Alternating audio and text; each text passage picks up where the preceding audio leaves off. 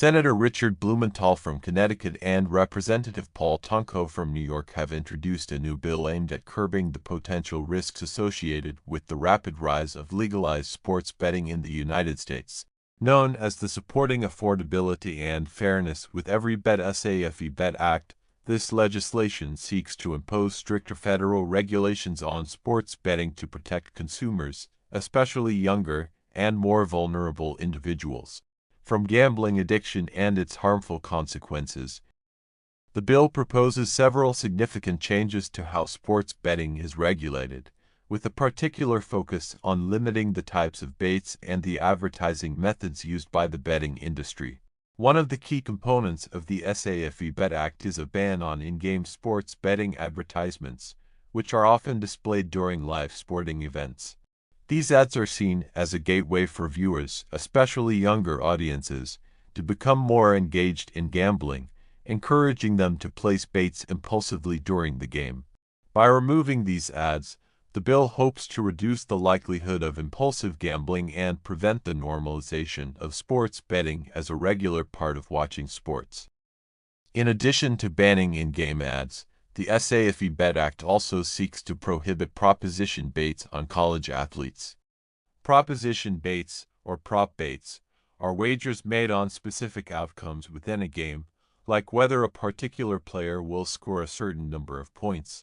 The lawmakers behind the bill believe that allowing baits on college athletes, many of whom are young and not paid professionally, increases the risk of exploitation and corruption within college sports. The bill aims to protect the integrity of amateur athletics by eliminating the financial incentives tied to these types of wagers. Furthermore, the SAFE Bet Act includes several consumer protection measures, such as prohibiting the use of credit cards to fund gambling accounts. By banning credit card use, the bill intends to help prevent individuals from gambling with money they don't have, which can quickly lead to debt and financial ruin.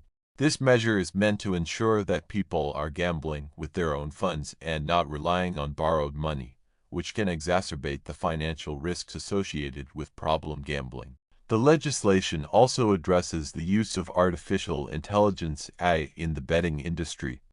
The SAFE Bet Act seeks to ban the use of AI to track consumer gambling habits. Many betting companies use AI to analyze users' behavior, track how often they place baits, and suggest more gambling opportunities.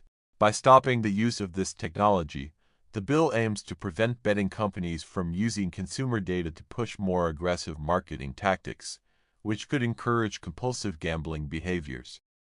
In defense of the bill, Senator Blumenthal emphasized that it is about safeguarding public health and preventing addiction before it takes hold. He highlighted the risks that sports betting poses to younger people, who are particularly vulnerable to the addictive nature of gambling. Blumenthal stressed that this bill is about saving lives and stopping a growing public health problem in its tracks. He believes that by setting stricter federal standards, the SAFE Bet Act will ensure that the industry is more tightly regulated and that individuals are better protected. Representative Tonko echoed these sentiments, pointing out that the bill is designed to prevent harm before it occurs. He stated that the legislation is a proactive step in addressing the challenges posed by the widespread legalization of sports betting across the country. Tonko also pointed out that federal data collection on sports betting, as proposed in the bill, would allow lawmakers and regulators to gain a better understanding of the scale of gambling in the U.S. and the associated risks, helping to inform future regulations and consumer protection measures. However, the bill has not been without its critics. The American Gaming Association (AGA), which represents the interests of the gambling industry, has voiced strong opposition to the SAFE Bet Act.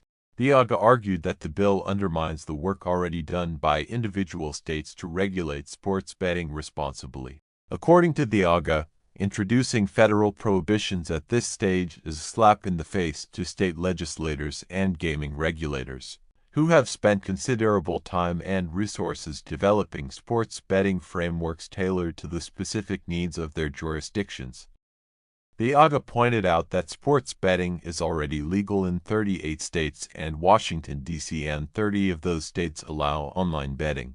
The organization believes that these states have done a good job of managing and regulating the industry in a way that meets the needs of their residents. The AGA emphasized that state regulators have continuously adapted and improved their frameworks as the